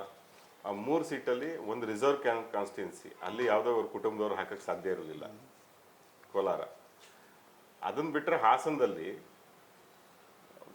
ದೇವೇಗೌಡರು ಮೊಮ್ಮಗ, ಮಂಡ್ಯದಲ್ಲಿ ದೇವೇಗೌಡರು ಮಗ. ಅದಷ್ಟಕ್ಕೆ ಅವ್ರಿಗೆ ತೃಪ್ತಿ ಆಗಿಲ್ಲ. ಅವರು BJP ಹತ್ರ ಡೀಲ್ ಮಾಡಿಕೊಂಡು ಬೆಂಗಳೂರು ಗ್ರಾಮಾಂತರದಲ್ಲಿ ಮಂಜುನಾಥ್ ಅವ್ರನ್ನ BJPಗೆ ಸೇರಿಸಿ ಇನ್ನೊಂದು ಕುಟುಂಬದವ್ರು ನಿಲ್ಲಿಸ್ಕೊಂಡು. ಸೊ ಈ ಕುಟುಂಬ ರಾಜಕಾರಣ ಅನ್ನೋದು ಯಾವ ಪಕ್ಷನೂ ಅದನ್ನ ಬಿಟ್ಟು ಮಾಡಕ್ ಆಗ್ತಾ ಇಲ್ಲ ಈಗಿನ ಕಾಲದಲ್ಲಿ ರಾಜಕಾರಣದಲ್ಲಿ. ಕಾಂಗ್ರೆಸ್ನವರು ಅದನ್ನ ತಗೊಂಡಿದ್ದಾರೆ. ಅಂದ್ರೆ ಈ ಸಲ ಹಿಂಗ್ ಮಾಡೋಣ, ನೋಡೋಣ ಏನಾಗುತ್ತೆ ನೋಡೋಣ ಅಂತ ಹೇಳಿ. ಹಾಗಾಗಿ ಅವ್ರೊಳಗೆ ಈಗ ಸೀನಿಯರ್ ಲೀಡರ್ಗಳಿಗೆ ಇರುತ್ತೆ ವಾಟ್ ನೆಕ್ಸ್ಟ್ ಅವ್ರ ನಂತರದಲ್ಲಿ ಅಂತೇಳಿ. ಈಗ ಅಟ್ಲೀಸ್ಟ್ ಟ್ರೈನ್ ಅಪ್ ಮಾಡ್ಬೇಕಲ್ವ. ಈ ಲೋಕಸಭಾ ಚುನಾವಣೆ ಅನ್ನೋದು ಆ ರೀತಿಯಲ್ಲಿ ಒಂದು ಟ್ರೈನಿಂಗ್ ಗ್ರೌಂಡ್ ತರ ಏನಾದ್ರು ಟ್ರೈನಿಂಗ್ ಗ್ರೌಂಡ್ ಇರ್ಬೋದು ಒಂದು. ಮತ್ತೆ ಇನ್ನೊಂದು ಮುಖ್ಯವಾದ ಅಂಶ ಏನು ಅಂತಂದ್ರೆ 2014 ಮತ್ತೆ 19 ಚುನಾವಣೆಗಳಲ್ಲಿ ಏನು BJPಗೆ ಎಲ್ಲ ಕಡೆ ಕೇಕ್ ವಾಕ್ ಮಾಡ್ಕೊಂಡು ಬಂದ್ಬಿಡ್ತಲ್ಲ, MP ಕ್ಷೇತ್ರಗಳಲ್ಲಿ ನಿಂತ್ಕೊಳ್ಳೋಕೆ ಭಯ ಪಡ್ತಾರೆ ಕಾಂಗ್ರೆಸ್ ಲೀಡರ್ಗಳು, ಸೋತ್ ಬಿಡ್ತೀವಿ ಅನ್ನೋ ಥರ. ಸೊ ಹಾಗಾಗಿ ಅಂತ ಪೈಪೋಟಿನೂ ಏನು ಕಾಣಿಸ್ಲಿಲ್ಲ. ಇಲ್ಲ ಇವ್ರಿಗೆ ಟಿಕೆಟ್ ಕೊಡಲೇಬಾರ್ದು, ಇಲ್ಲಿ ಆಯ್ತು ಸ್ವಲ್ಪ ವೀಣಾ ಕಾಶ್ಯಪ್ನವ್ರು ಇಲ್ಲಿ ಸ್ಟ್ರಾಂಗ್ ಆಗಿ ಮಾಡಿದ್ರೆ. ಬಟ್ ಬೇರೆ ಬೇರೆ ಕ್ಷೇತ್ರಗಳಲ್ಲಿ ಇಲ್ಲ ನಮಗೆ ಬೇಕೇ ಬೇಕು ಟಿಕೆಟ್ ಅಂತ ಕೇಳೋ ಸಂಖ್ಯೆ ಕಡಿಮೆ. ಯಾಕೆಂದ್ರೆ MP ಚುನಾವಣೆ ಮಾಡೋದಕ್ಕೆ ತುಂಬ ಹಣನೂ ಬೇಕಾಗುತ್ತೆ.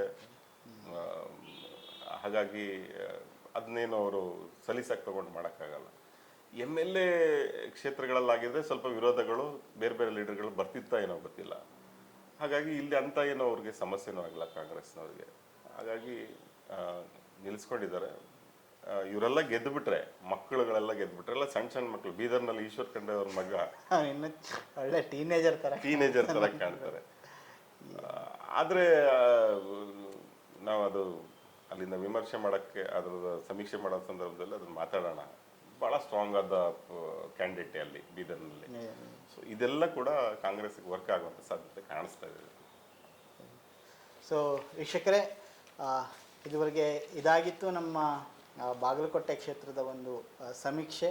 ಸೊ ದಿನೇಶ್ ಸರ್ ಹೇಳಿದಂಗೆ ಒಟ್ಟಾರೆಯಾಗಿ ತುಂಬ ಪೈಪೋಟಿ ಇದ್ದರೂ ಸಹ ಒಂದು ಹೆಜ್ಜೆ ಕಾಂಗ್ರೆಸ್ ಮುಂದಿದೆ ಅಂಥೇಳಿ ಹೇಳ್ತಾ ಇದ್ದಾರೆ.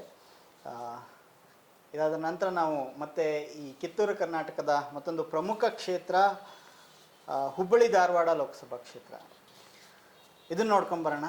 ಈಗ ನಾವು ಹುಬ್ಬಳ್ಳಿ ಧಾರವಾಡ ಕ್ಷೇತ್ರವನ್ನು ಸಮೀಕ್ಷೆ ಮಾಡ್ಕೊಂಬರೋಣ. ಮುಖ್ಯವಾಗಿ 2008ರಲ್ಲಿ ಧಾರವಾಡ ಕ್ಷೇತ್ರವಾಗಿ ಬದಲಾಗಿದೆ. ಅದಕ್ಕಿಂತ ಮುಂಚೆ ಧಾರವಾಡ ಉತ್ತರ ಲೋಕಸಭಾ ಕ್ಷೇತ್ರ ಅಂತ ಆಗಿತ್ತು. ಹಿಂದೆ ಹೆಚ್ಚು ಕಡಿಮೆ 96ವರೆಗೆ ಇಲ್ಲಿ ಕಾಂಗ್ರೆಸ್ ಪ್ರಾಬಲ್ಯವನ್ನು ಸಾಧಿಸಿತ್ತು. 96ರ ನಂತರದಲ್ಲಿ ಸತತವಾಗಿ 7 ಸಲ ಅಲ್ಲಿ ಗೆಲ್ತಾ ಬಂದಿರತಕ್ಕಂಥದ್ದು ಲೋಕಸಭಾ ಚುನಾವಣೆಯಲ್ಲಿ BJP.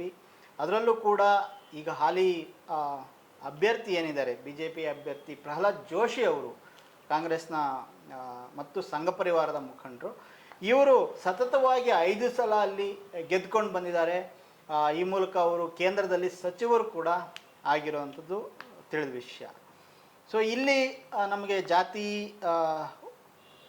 ಇದು ಟೋಟಲ್ ಮತ್ತು ಇಲ್ಲಿ ನಾವು ಒಟ್ಟು ಮತದಾರರ ಸಂಖ್ಯೆಯನ್ನು ನೋಡಿದಾಗ 17,82,368 ಮತದಾರರಿದ್ದಾರೆ. ಅವ್ರ ಪೈಕಿ 8,95,562 ಪುರುಷರು ಹಾಗೂ 8,86,716 ಮಹಿಳೆಯರಿದ್ದಾರೆ.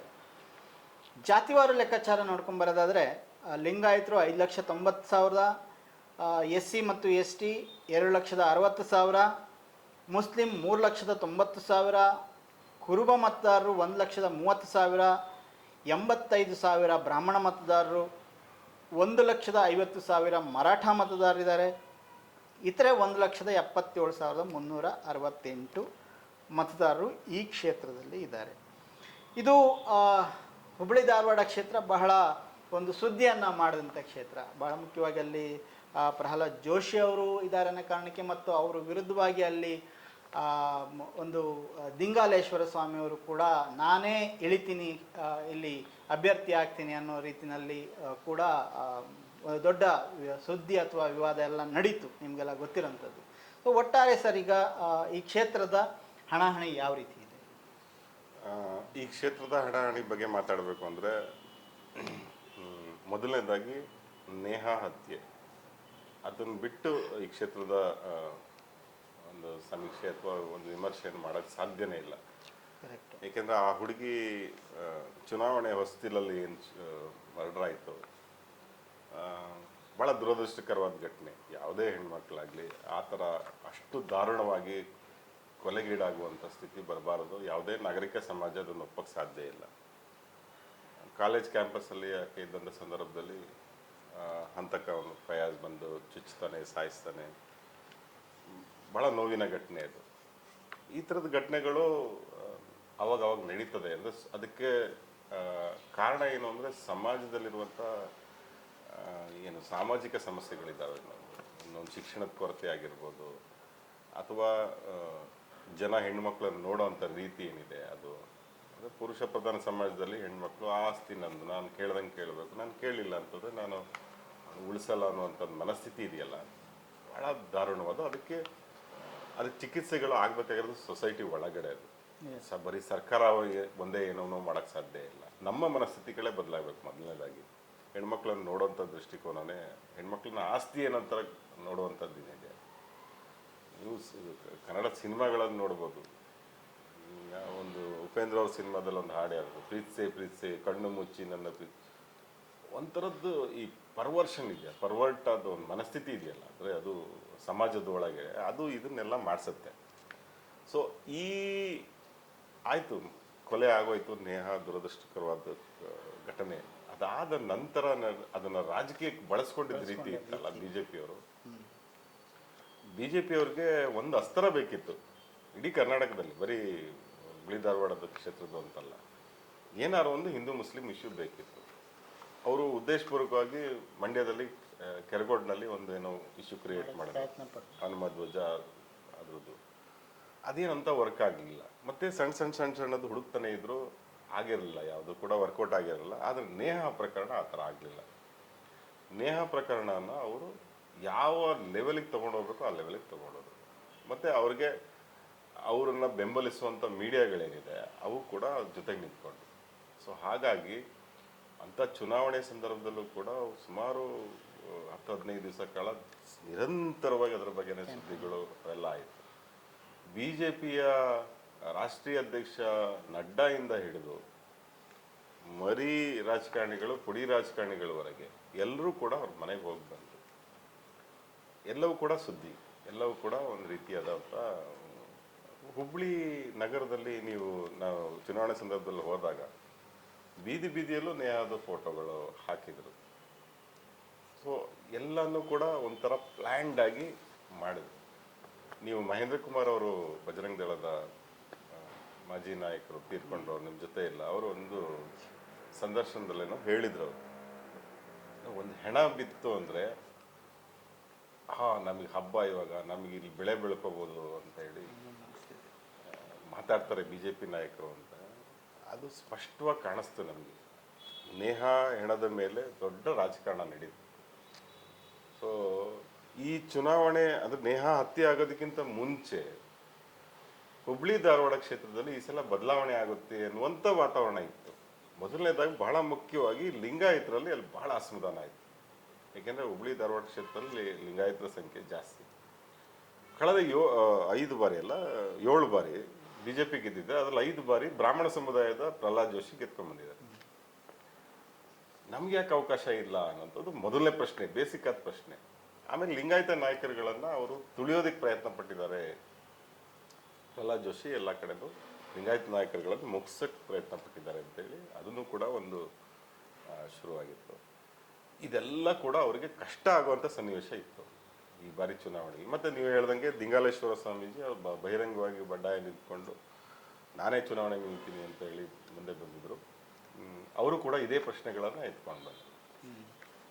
ಪ್ರಹ್ಲಾದ್ ಜೋಶಿ ಲಿಂಗಾಯತರಿಗೆ ಏನೇನು ಅನ್ಯಾಯ ಮಾಡಿದ್ದಾರೆ ಅಂತೇಳಿ ಒಂದು ಚಾರ್ಜ್ ಶೀಟ್ನೇ ರೆಡಿ ಮಾಡಿದ್ದಾರೆ ಇನ್ನು ಜನಗಳು. ಅದು ವಾಟ್ಸಪ್ಪಲ್ಲೆಲ್ಲ ವೈರಲ್ ಆಗಿತ್ತು, ನಮ್ಮಲ್ಲೂ ಕೂಡ ನಾವು ಪ್ರಕಟ ಮಾಡಿದ್ವಿ. ಸೊ ಈಗೆಲ್ಲ ಇಷ್ಟೆಲ್ಲ ಅವರು ಎಲ್ಲವೂ ಕೂಡ ಅವ್ರ ವಿರುದ್ಧ ಇದ್ದಂಥ ಸಂದರ್ಭದಲ್ಲಿ ಒಂದು ಹತ್ಯೆ, ಒಬ್ಬ ಹುಡುಗ ಒಬ್ಬ ತನ್ನ ಏನದು ಪ್ರೇಮ ವೈಫಲ್ಯದಿಂದ ಒಬ್ಬ ಹುಚ್ಚಿನಂಗೆ ವರ್ತಿಸಿ ಮಾಡಿದಂಥ ಒಂದು ದೊಡ್ಡ ಕಾರ್ಪೊರೇಟರ್ ಮಗಳ, ಅದು ಕಾಂಗ್ರೆಸ್ ಕಾರ್ಪೊರೇಟರ್ ಮಗಳು, ಮತ್ತೆ ಆಕೆ ಲಿಂಗಾಯತ ಸಮುದಾಯದ ಹೆಣ್ಣುಮಗಳು. ಆ ಕೊಲೆ ಎಲ್ಲ ವಾತಾವರಣವನ್ನು ಬದಲಾಯಿಸಿ. ಇದು ಬಹಳ ಮುಖ್ಯ ಅಂತ ನನಗೆ ಅನ್ಸುತ್ತೆ. ಈ ಸಲ ಚುನಾವಣೆಯಲ್ಲಿ ನೇಹಾ ಹತ್ಯೆ ಕೇವಲ ಹುಬ್ಳಿ ಧಾರವಾಡ ಕ್ಷೇತ್ರದ ಮೇಲೆ ಅಲ್ಲ, ಸುತ್ತಮುತ್ತದ 3-4 ಕ್ಷೇತ್ರದ ಮೇಲೆ ಕೂಡ ಅದು ಪರಿಣಾಮ ಬೀರಿದೆ. ಈ ಕಾಂಗ್ರೆಸ್ ಅಭ್ಯರ್ಥಿ ಇದ್ದಾರೆ ವಿನೋದ್ ಅಸೂಟಿ ಅವರು, ಅವ್ರದ ಪ್ಲಸ್ ಮೈನಸ್ ಏನು? ಅವರು ಕುರುಬ ಸಮುದಾಯದಿಂದ ಬಂದವರು, ಮತ್ತೆ ಬಹಳ ಉತ್ಸಾಹದಿಂದ ಈ ಸಲ ನಿಲ್ಲಬೇಕು ಅಂತ ಹೇಳಿ ಅವರು ತುಂಬ ಕೆಲಸ ಮಾಡ್ಕೊಂಡು ಬಂದ್ಬಿಟ್ಟಿದ್ರು. ಅವ್ರು ಟಿಕೆಟ್ ಕೊಡ್ತೀವಿ ಅನ್ನೋದನ್ನ ಅವರು ಮೊದಲೇ ಅವ್ರಿಗೆ ಹೇಳಿದ್ರೇನೋ, ಹಂಗಾಗಿ ಚೆನ್ನಾಗಿ ಕೆಲಸ ಮಾಡ್ತಾ ಇದ್ರು. ಬಹಳ ಮುಖ್ಯವಾಗಿ ಇಲ್ಲಿ ಅಸೂಟಿ ಅವ್ರಿಗಿಂತ ಸಂತೋಷ್ ಲಾಡ್ ಅವರು ಅವ್ರ ಜೊತೆ ಹಿಂದೆ ನಿಂತ್ಕೊಂಡಿದ್ರು, ಕಲಘಟಕಿ ಶಾಸಕರು ಮತ್ತೆ ಮಂತ್ರಿ. ಸಂತೋಷ್ ಲಾಡು ಈ ಭಾಗದಲ್ಲಿ ಬಹಳ ವರ್ಚಸ್ವಿ ನಾಯಕರಾಗಿ ಬೆಳೀತಾ ಇರೋಂಥ ನಾಯಕ.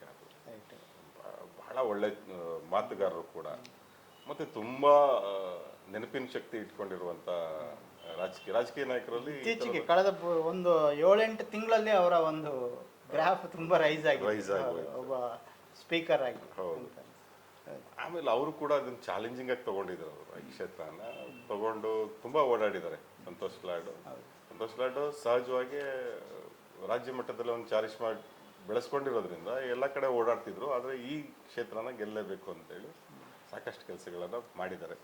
ಸರಿ, ನೀವು ಹೇಳ್ದಂಗೆ ಇಲ್ಲಿ ನೇಹಾ ಪ್ರಕರಣ ಖಂಡಿತ ಮಾಡಿದೆ ಇಲ್ಲ ಅಂತಲ್ಲ, ಬಟ್ ಗ್ರಾಮೀಣ ಭಾಗದಲ್ಲಿ ಇಲ್ಲೂ ಕೂಡ ಈ ಗ್ಯಾರಂಟಿ ಕ್ರಮಗಳು ಮತ್ತು ಮಹಿಳೆಯರು ಸಂಬಂಧಪಟ್ಟಂಗೆ ಅಂದರೆ ಮಹಿಳೆಯರ ಮೇಲೆ ಗ್ಯಾರಂಟಿ ಪರಿಣಾಮಗಳು ಇದೆಲ್ಲ ಕೂಡ ಕೆಲಸ ಮಾಡುತ್ತೆ ಅಂತ ಅನ್ಸಲ್ವಾ?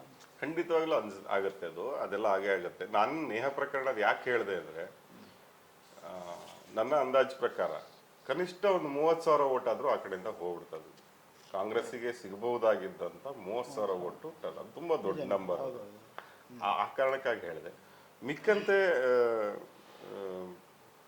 ಇಲ್ಲಿ ನೀವು ಹೇಳಿದಂತೆ ಗ್ರಾಮೀಣ ಭಾಗದಲ್ಲಿ ಗ್ಯಾರಂಟಿಗಳು ವರ್ಕ್ ಆಗೇ ಆಗಿರ್ತವೆ, ಎಲ್ಲ ಕಡೆ ಆದಂಗೆ ಇಲ್ಲೂ ಆಗಿರುತ್ತೆ. ಬೇರೆ ಬೇರೆ ಲೀಡರ್ಗಳು, ಸಂತೋಷ್ ಲಾಡ್ ಅಂತವರು, ವಿನಯ್ ಕುಲಕರ್ಣಿ ಅಂತವರು, ಅವರೆಲ್ಲರೂ ಕೂಡ ಈ ಕ್ಷೇತ್ರಗಳಲ್ಲಿ ಕೆಲಸ ಮಾಡಿರೋದ್ರಿಂದ ಅದು ಕೂಡ ವರ್ಕ್ ಆಗೋ ಸಾಧ್ಯತೆ ಇದೆ. ಅಂದರೆ ಒಂದು ಬ್ಯಾಕ್ ಸ್ಟೆಪ್ ಆಯಿತು ನೇಹಾ ಪ್ರಕರಣ. ಇಲ್ಲಾಂದರೆ ಪ್ರಹ್ಲಾದ್ ಜೋಶಿಯವ್ರನ್ನ ಈ ಬಾರಿ ಆರಾಮಾಗಿ ಸೋಲಿಸ್ಬೋದು ಸಾಧ್ಯತೆ ಇತ್ತು ಅಂತ. ಮತ್ತು ಇನ್ನೊಂದೇನು, ದಿಂಗಾಲೇಶ್ವರ ಸ್ವಾಮೀಜಿಯವ್ರ ಬಂಡಾಯ ಏನಿತ್ತಲ್ಲ, ಅದು ಕಾಂಗ್ರೆಸ್ನವ್ರಿಗೆ ತಡವಾಗಿ ಗೊತ್ತಾಯ್ತು. ಅಷ್ಟೊತ್ತಿಗೆ ಅಸೂಟಿ ಓಡಾಡಕ್ಕೆ ಶುರು ಮಾಡಿಬಿಟ್ಟಿದ್ರು. ಡಿ.ಕೆ. ಶಿವಕುಮಾರ್ ಅವ್ರು ಬಾಯಿ ಬಿಟ್ಟು ಹೇಳಿಬಿಟ್ರು, ಇದು ನಮ್ಗೆ ಮೊದಲೇ ಗೊತ್ತಿದ್ರೆ ನಾವು ಬೇರೆ ಥರ ಯೋಚನೆ ಮಾಡ್ತಾ ಇದ್ವಿ ಅಂತ. ಅಂದರೆ ಅವ್ರಿಗೆ ಟಿಕೆಟ್ ಕೊಡ್ತಾ ಇದ್ವಿ ಅಂತ. ಒಂದು ಪಕ್ಷ ಅವ್ರಿಗೆ ಟಿಕೆಟ್ ಕೊಟ್ಟಿದ್ರೆ ಏನಾಗ್ತಿತ್ತು ಅಂತಂದರೆ ಅವರು ಸುಲಭವಾಗಿ ಗೆಲ್ಲೋ ಸಾಧ್ಯತೆ ಕೂಡ ಇತ್ತು. ಯಾಕೆಂದರೆ ಅವರು ಲಿಂಗಾಯತ ಸಮುದಾಯದವರೇ ಆಗಿರೋದ್ರಿಂದ ಗೆಲ್ಲುವ ಸಾಧ್ಯತೆ ಜಾಸ್ತಿ ಇತ್ತು ಅವರಿಗೆ. ಸೊ ಅದನ್ನು ಸ್ವಲ್ಪ ಗೇಜ್ ಮಾಡೋದ್ರಲ್ಲಿ ಕಾಂಗ್ರೆಸ್ ಕೂಡ ಅಂದರೆ ಅವ್ರಿಗೆ ಗೊತ್ತಾಗಿಲ್ಲ ಅವ್ರಿಗೆ. ಮತ್ತಿನ್ನೊಂದೇನಂದರೆ ಸ್ವಾಮೀಜಿ, ದಿಂಗಾಲೇಶ್ವರ ಸ್ವಾಮೀಜಿ ಬಗ್ಗೆನೂ ಭಾಳ ನೆಗೆಟಿವ್ಗಳು ಇದ್ದಾವೆ. ಅವರು ಕೂಡ ಮೋದಿ ಅಡ್ಮೈರರ್ ಅನ್ನೋ ಮಾತುಗಳೆಲ್ಲ ಇದೆ. ಸೊ ಹಾಗಾಗಿ ಕಾಂಗ್ರೆಸ್ ಅವರು ತಮ್ಮ ಕಾರ್ಯಕರ್ತರು, ತಮ್ಮ ಲೀಡರ್ಗಳನ್ನೇ ಹೆಚ್ಚು ಫೋಕಸ್ ಮಾಡೋದೇ ಹೊರತು ಗೆಲುವಿಗಾಗಿ ಇನ್ನೇನೋ ಎಲ್ಲಿಂದನೋ ತಗೊಬಂದು ಹಾಕ್ಕೊಂಡು ನಾಳೆ ದಿವಸ ಕಷ್ಟ ಅನುಭವಿಸೋಕ್ಕಿಂತ ಪಕ್ಷದ ನಿಷ್ಠಾವಂತ ಕಾರ್ಯಕರ್ತರಿಗೆ ಕೊಡೋದು ಒಳ್ಳೇದು ಅನ್ನೋದು ಅವ್ರ ಅಭಿಪ್ರಾಯ ಆಗಿತ್ತೇನೋ. ಆದರೆ ಸುಮ್ಮನೆ ಒಂದು ಸಮೀಕರಣದ ಯೋಚನೆ ಮಾಡೋದಾದ್ರೆ ದಿಂಗಲೇಶ್ವರ ಸ್ವಾಮೀಜಿಯವರು ಕಾಂಗ್ರೆಸ್ಸಿಂದ ನಿಂತಿದ್ರೆ ಇನ್ನೂ ಹೆಚ್ಚು ಸ್ಪರ್ಧೆ ಆಗ್ತಿತ್ತು ಅಂತ ಅನ್ಸುತ್ತೆ. ಸರ್, ಈಗ ಇಲ್ಲಿ ಇನ್ನೊಂದು ಇದೇ ಸಂದರ್ಭದಲ್ಲಿ ನಮ್ಮ ಜಗದೀಶ್ ಶೆಟ್ಟರ್ ಅವರು ಕಾಂಗ್ರೆಸ್ಸಿಂದ ಅಲ್ಲ ಬಿ ಜೆ ಪಿಯಿಂದ ಕಾಂಗ್ರೆಸ್ಸಿಗೆ ಹೋದರು ಮತ್ತು ಈ ಚುನಾವಣೆ ಸಂದರ್ಭದಲ್ಲಿ ಇಲ್ಲಿಗೆ ಬಂದರು. ಒಟ್ಟಾರೆ ಅವ್ರ ಫ್ಯಾಕ್ಟ್ರು, ಯಾಕಂದರೆ ಅಲ್ಲಿ ಅವರು ನೆಗ್ಲೆಕ್ಟೆಡ್ ಇದರಲ್ಲಿ ಏನಾದ್ರು ಸಣ್ಣ ಮಟ್ಟಕ್ಕೆ ಏನಾದ್ರು ಇದೆಯಾ ಜಗದೀಶ್ ಶೆಟ್ಟರ್ ಈ ಕ್ಷೇತ್ರದಲ್ಲಿ? ಜಗದೀಶ್ ಶೆಟ್ಟರ್ ಅವ್ರದ್ದು ಅವ್ರು ಇಲ್ಲಿ ಆಕಾಂಕ್ಷಿ ಆಗಿದ್ರಲ್ಲ, ಇಲ್ಲಿ ಆಕಾಂಕ್ಷಿ ಆಗಿದ್ರು. ಆದರೆ ಅಲ್ಲಿ ಅವ್ರಿಗೆ ಇಲ್ಲ, ಪ್ರಹ್ಲಾದ್ ಜೋಶಿ ಇರೋದ್ರಿಂದ ಅಲ್ಲಿ ಕೊಡೋಕೆ ಸಾಧ್ಯ ಇರಲಿಲ್ಲ ಬಿಜೆಪಿಯವರು. ಅವ್ರು ಬೆಳಗಾವಿಗೆ ಕಳಿಸಿದ್ರು. ಅವ್ರೇನು ಇಲ್ಲಿ ಜಾಸ್ತಿ ಬಂದು ಕೆಲಸ ಮಾಡಿರ್ತಾರ ಅಂದ್ರೂ ಕಾಣಲ್ಲ. ಮತ್ತು ಜಗದೀಶ್ ಶೆಟ್ಟರ್ ಕೂಡ ಅವ್ರ ಕ್ಷೇತ್ರದಲ್ಲಿ ಅವ್ರು ಗೆಲ್ಲಕ್ಕಾಗಲಿಲ್ಲ ಕಾಂಗ್ರೆಸ್ನಿಂದ ಟಿಕೆಟ್ ಸಿಕ್ಕಾಗ. ಮತ್ತು ಚುನಾವಣೆಯಲ್ಲಿ ಪ್ರಭಾವಿಸುವಂಥ ತೀರಾ ಅಷ್ಟು ಫಾಲೋವರ್ಸ್ ಅವ್ರಿಗೇನು ಇದ್ದಂಗೆ ಕಾಣಲ್ಲ. ಹಾಗಾಗಿ ಅದೇನು ಅಂತ ಏನು ಮುಖ್ಯವಾದ ವಿಷಯ ಆಗುತ್ತೆ ಅಂತ ಅನ್ಸಲ್ಲ ಜಗದೀಶ್ ಶೆಟ್ಟರ್. ಅಂದರೆ ಹಿಂದೆ ಅಸೆಂಬ್ಲಿ ಚುನಾವಣೆ ಟೈಮಲ್ಲಿ ಜಗದೀಶ್ ಶೆಟ್ಟರ್ ಕಾರಣಕ್ಕೆ ಈಗ ಬಿ ಜೆ ಪಿಯಲ್ಲಿ ಲಿಂಗಾಯತರನ್ನ ಕಡೆಗಣಿಸಲಾಗಿದೆ. ಅದಾಯ್ತು, ಅದು ಮತ್ತೆ ವಾಪಸ್ ತಗೊಂಡ್ಮೇಲೆ ಅದು ಹೋಯ್ತಲ್ಲ. ಆ ಚುನಾವಣೆಯಲ್ಲಿ ಆಗಿರುತ್ತೆ, ಅದು ಆ ಚುನಾವಣೆಯಲ್ಲಿ ಆಗಿರುತ್ತೆ. ಈ ಚುನಾವಣೆಯಲ್ಲಿ ಸರಿ ಸಮಾಧಾನ ಆಗಿರುತ್ತೆ. ಓಕೆ. ಸೊ ಒಟ್ಟಾರೆ ಈಗ ಸರ್ ನೀವು ಒಟ್ಟಾರೆ ಕ್ಷೇತ್ರದ ರಿಸಲ್ಟ್ ಏನು, ಔಟ್ಕಮ್ ಏನಂತ ನೀವು ನಿರೀಕ್ಷೆ ಮಾಡ್ತೀರಿ? ನನಗನ್ಸುತ್ತೆ ನವಲಗುಂದದಲ್ಲಿ ಕಾಂಗ್ರೆಸ್ ಲೀಡ್ ತಗೋಬಹುದು ಅಂತ ಅನ್ಸುತ್ತೆ. ಕಲಘಟಗಿಯಲ್ಲೂ ಕೂಡ ಲೀಡ್ ತಗೊಳ್ಳೋ ಸಾಧ್ಯತೆ ಇದೆ. ಯಾಕೆಂದರೆ ಸಂತೋಷ್ ಲಾಡು ಕೇವಲ ಬರೀ ಮಾತಿನ ರಾಜಕಾರಣಿ ಥರ ಅಲ್ಲ, ಅವರು ತುಂಬ ಸವಾಲಾಗಿ ತಗೊಂಡು ಕೆಲಸ ಮಾಡುವಂಥ ವ್ಯಕ್ತಿ. ಹಾಗಾಗಿ ಅಲ್ಲಿ ಅವ್ರು ಕೊಡೋಂಥ ಸಾಧ್ಯತೆ ಇದೆ. ಹುಬ್ಳಿ ಸಿಟಿನಲ್ಲಿ ನಿಸ್ಸಂಶಯವಾಗಿ ಬಿ ಜೆ ಪಿ ಲೀಡ್ ತಗೊಳುತ್ತೆ, ಹುಬ್ಳಿ ಧಾರವಾಡ ಸಿಟಿಯಲ್ಲಿ. ಯಾಕೆಂದರೆ ನೇಹಾ ಫ್ಯಾಕ್ಟ್ರಿಗಳು ಮತ್ತು ಅದು ಬಿ ಜೆ ಪಿಗೆ ಅದು ಮೊದಲಿಂದಲೂ ಕೂಡ ಅದು ಹಿಂದುತ್ವದ ಪ್ರಯೋಗಶಾಲೆ. ಅದು ಕರ್ನಾಟಕದಲ್ಲಿ ಮೋದಿ, ಹಿಂದುತ್ವ, ಇನ್ನೊಂದು ರಾಮ ಮಂದಿರ ಇದು ಯಾವುದೂ ಇಲ್ಲದಿದ್ದ ಕಾಲದಲ್ಲಿ ಬಿ ಜೆ ಪಿ ಈದ್ಗಾ ಮೈದಾನದ ವಿಷಯನ ತಗೊಂಡು ಅಲ್ಲಿಂದನೇ ಇವರು 7 ಸತತ ಚುನಾವಣೆಗಳನ್ನು ಗೆಲ್ಲಕ್ಕೆ ಸಾಧ್ಯ ಆಗಿದ್ದು. ಸೊ ಅಲ್ಲಿ ಆವಾಗ ಬಿತ್ತಿದ್ದಂಥ ಬೀಜ. ಹಾಗಾಗಿ ಹುಬ್ಳಿ ಸಿಟಿನಲ್ಲಿ ಬಿ ಜೆ ಪಿ ಲೀಡ್ ತಗೊಳ್ಬೋದು. ಕುಂದಗೋಳದಲ್ಲೂ ಕೂಡ ಬಿ ಜೆ ಪಿನೇ ಲೀಡ್ ತೊಗೊಬೋದು. ಧಾರವಾಡ ಗ್ರಾಮೀಣದಲ್ಲಿ ವಿನಯ್ ಕುಲಕರ್ಣಿ ಚೆನ್ನಾಗಿ ಕೆಲಸ ಮಾಡಿರೋದ್ರಿಂದ ಅಲ್ಲೂ ಕೂಡ ಕಾಂಗ್ರೆಸ್ಸಿಗೆ ಏನಾದ್ರು ಸ್ವಲ್ಪ ಲೀಡ್ ಸಿಗ್ಬೋದು. ಏನೇ ಆದರೂ ಪ್ರಹ್ಲಾದ್ ಜೋಶಿ 2 ಲಕ್ಷ 2.5 ಲಕ್ಷ ಲೀಡಲ್ಲಿ ಇಲ್ಲಿ ಗೆಲ್ಲೋದು ಸಾಧ್ಯ ಇಲ್ಲ. ಗೆದ್ದರೆ 1 ಲಕ್ಷದ ಒಳಗಿನ ಲೀಡಲ್ಲಿ ಗೆಲ್ಬೋದು ಅಂತ ಅನಿಸುತ್ತೆ. ಪ್ರಿಯ ವೀಕ್ಷಕರೇ, ಇದಾಯಿತು ನಮ್ಮ ಧಾರವಾಡ ಕ್ಷೇತ್ರದ ಒಟ್ಟಾರೆ ಚುನಾವಣಾ ಸಮೀಕ್ಷೆ. ಸೊ ನಾವೀಗ ಕಿತ್ತೂರು ಕರ್ನಾಟಕದ ಕ್ಷೇತ್ರಗಳನ್ನು ಸಮೀಕ್ಷೆ ಮಾಡ್ಕೊಂಡು ಬಂದ್ವಿ. ಸೊ ನಾವು ಕಿತ್ತೂರು ಕರ್ನಾಟಕದ 3 ಕ್ಷೇತ್ರಗಳನ್ನು ನೋಡ್ಕೊಂಡು ಬಂದ್ವಿ. ಇನ್ನಷ್ಟು ಕ್ಷೇತ್ರಗಳ ವಿವರಗಳೊಂದಿಗೆ ಮತ್ತೆ ಬರ್ತೀವಿ. ನೋಡ್ತಾ ಇರಿ ಕನ್ನಡ ಪ್ಲಾನೆಟ್. ನಮಸ್ಕಾರ.